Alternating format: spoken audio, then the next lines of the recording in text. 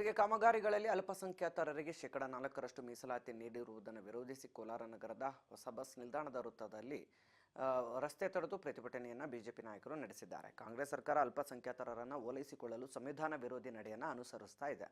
ಸರ್ಕಾರಿ ಕಾಮಗಾರಿಗಳಲ್ಲಿ ಅಲ್ಪಸಂಖ್ಯಾತರಿಗೆ 4ರಷ್ಟು ಮೀಸಲಾತಿಯನ್ನು ಕಲ್ಪಿಸಿರುವಂಥ ಸರ್ಕಾರದ ನಿರ್ಧಾರ ಸಂವಿಧಾನ ವಿರೋಧಿಯಾಗಿದೆ. ಕಾಂಗ್ರೆಸ್ ಸರ್ಕಾರ ವಿರುದ್ಧ ಈ ರೀತಿಯ ಘೋಷಣೆಗಳನ್ನು ಕೂಗಿದ್ದು ಆಕ್ರೋಶ ಹೊರಹಾಕಿದ್ದಾರೆ.